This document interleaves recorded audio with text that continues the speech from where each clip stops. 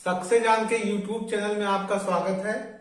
दोस्तों, आज पढ़ेंगे हम टॉपिक जो डाउट बना रहता है बच्चों का, और ये काफी एज तक 9, 10, 11, 12 शायद ये तैयारी के दौरान ही जेई मेन एनआईटी की। तो देखिए,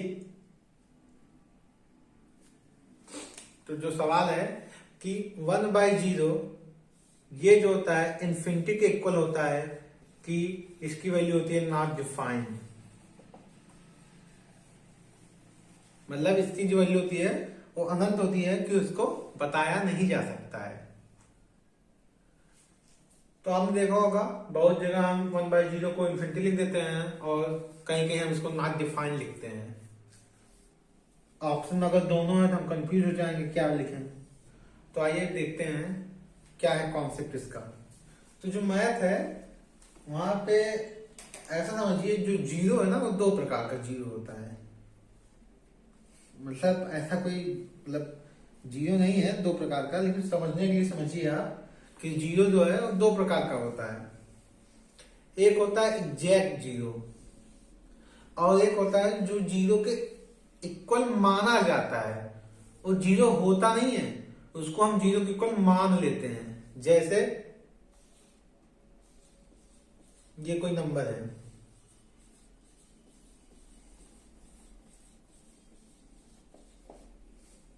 ऐसा कोई नंबर है, ये हो गया एग्जैक्ट जीरो। और ये जो नंबर आपको दिख रहा है 0.0000000 ऐसे ऐसे 1 तक, ये वैल्यू जो है बहुत छोटी है, बहुत ज्यादा। तो इसको हम जीरो के इक्वल मान लेते हैं। क्या ये वास्तव में जीरो है? नहीं, ये वास्तव में जीरो नहीं है, इसको हम जीरो के इक्वल मान लेते हैं। इसी वजह से हमको जो 1/0 है वो नॉट डिफाइंड और इन्फिनिटी में कंफ्यूज करता है। तो अगर हम इसको रियल जीरो बोल दें, क्योंकि ये एग्जैक्ट जीरो है ना, यही असली जीरो है, ये जीरो नहीं है, ये असली जीरो है। क्या ये नहीं, नकली जीरो है, इसको हम असली जीरो बोलते हैं। वास्तव में असली जीरो या असली शून्य यही है, ये नकली जीरो है। ऐसा समझिए, ये ज्यादा अच्छा समझ में आएगा। तो जो नकली जीरो है वो तो जीरो है नहीं, असली जीरो को देखिए।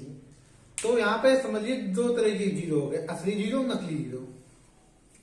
तो जो आपका कंफ्यूजन है इसी की वजह से आता है। तो अगर 1/ असली जीरो, तो इसकी वैल्यू जो होगी वो होगी हमेशा नॉट डिफाइंड। और 1/ अगर नकली जीरो है तो इसकी वैल्यू होगी इन्फिनिटी। आपको समझना होगा कि वैल्यू जो होती है वो आपको क्वेश्चन के अनुसार समझ जाओगे कि जो वैल्यू है असली जीरो है या नकली जीरो है। ऐसे अगर आपको रैंडम दिया है और आपसे कोई पूछता है 1/0 क्या होगा, तो आप हमेशा बताएंगे इसकी वैल्यू होगी नॉट डिफाइंड। क्यों?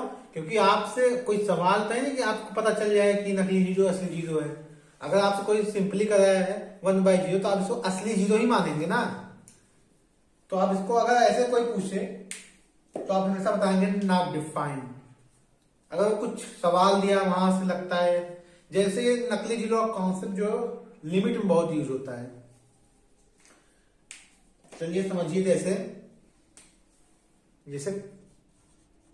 1090, इसकी वैल्यू क्या होती है? Not defined.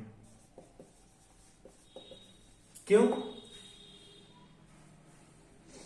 क्योंकि हम इसको लिखते हैं sine 90 upon cos 90, sine 90 upon cos 90। तो साइन 90 की वैल्यू कितनी होती है? 1, और कॉस 90 की 0। तो ये 1/0। तो कॉस 90 की जो वैल्यू होती है वो क्या होती है? एग्जैक्ट जीरो, असली जीरो। तो इसी वजह से इसका वैल्यू हो जाती है नॉट डिफाइंड। लेकिन मान लीजिए कोई लिमिट का सवाल है, समझने के लिए ज्यादा अच्छा लिमिट समझ में आएगा कि मैं आपसे सवाल दूं limit x tends to 0 1/x। आपको इसका अगर पूछे इसकी वैल्यू क्या आएगी, तो इसका वैसे लिमिट में आप पढ़ेंगे, वैसे ये लिमिट जो है नॉट डिफाइंड है, ये लिमिट एग्जिस्ट नहीं करती है। तो एक्चुअल लिमिट में आप जब पढ़ेंगे तो आप जान जाएंगे कि वो एग्जिस्ट नहीं करती है, क्योंकि राइट हैंड लिमिट और लेफ्ट हैंड लिमिट इक्वल नहीं होंगी। लेकिन यहाँ समझना है x टेंड्स टू 0 का मतलब होता है x की वैल्यू 0 की तरफ जा रही है। इसका मतलब तो 0 है नहीं, वैल्यू इक्वल टू 0 नहीं है ये इक्वल की जब 0 की तरफ जा रहा है, इसका मतलब तो 0 की तरफ जा रहा है, यानी कि जो वैल्यू 0 बन रही है। तो अगर आप नंबर लाइन ड्रा करें, संख्या रेखा, अगर आप इसको 0 देखें तो दो प्रोसेस है, या तो इस तरीके से आ रहा होगा या तो यहां से आ रहा होगा। इस तरीके से भी आ सकता है, 0 के तो दो रास्ते हो गए ना। तो यहां पे अगर हम कॉन्सेप्ट यूज करेंगे तो यहां पे अगर हम इस तरीके से माने तो जो वैल्यू होगी अगर इस तरीके से आ रही होगी तो ये मतलब कहां पहुंची होगी, ये 0 से जस्ट राइट। मतलब आप ऐसा समझिए, अगर इसको मैं जूम करूं और मैं यहां 0.1 को दर्शाऊं तो उसमें ऐसे ऐसे बहुत सारे नंबर्स होंगे। फिर मैं ये जो पोर्शन दिख रहा है इसको फिर जूम करूं, मान लीजिए यहाँ 0.0000001 है, फिर यहाँ पे ऐसे ऐसे होंगे। तो मान लीजिए ऐसा कोई नंबर जो 0 से जस्ट राइट साइड है, मतलब अगला नंबर ही राइट साइड में जो है, तो वहां पे जो नंबर होगा वो जेड 0 ना होकर 0 से कुछ ज्यादा बड़ा होगा। तो वहां पे हम क्या लिखेंगे, 1/0.00000 ऐसे ऐसे बहुत जाएगा 0, ऐसे बहुत सारे 0 होंगे और 1 होगा। तो आप देखिए इसकी वैल्यू हम दशमलव निर्दिष्ट नहीं लिखेंगे, इसकी वैल्यू क्या लिखेंगे, इन्फिनिटी। आप समझिए इस केस को। और वही ये हो गया राइट हैंड लिमिट। अगर लेफ्ट हैंड लिमिट से जाएंगे तो जो संख्या रेखा था,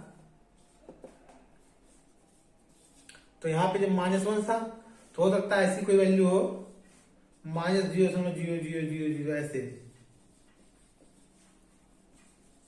ऐसी होगी। तो इसकी वैल्यू क्या हो जाएगी, -इन्फिनिटी, क्योंकि माइनस है इसको ऊपर ले आएगी आप, ऐसे हो गया। इसकी वैल्यू क्या हो जाएगी, इन्फिनिटी, और माइनस आगे लगा हुआ है। तो चूंकि आप ये टॉपिक लिमिट में पढ़ेंगे, क्योंकि राइट हैंड लिमिट और लेफ्ट हैंड लिमिट इक्वल नहीं है तो ये लिमिट जो है एग्जिस्ट नहीं करेगा।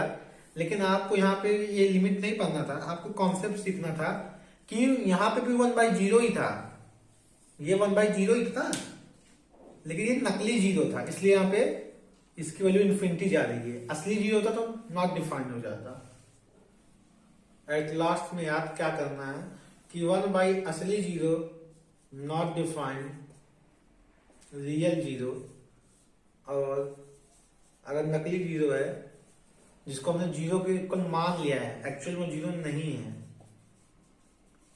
तो उसकी वैल्यू होगी इन्फिनिटी।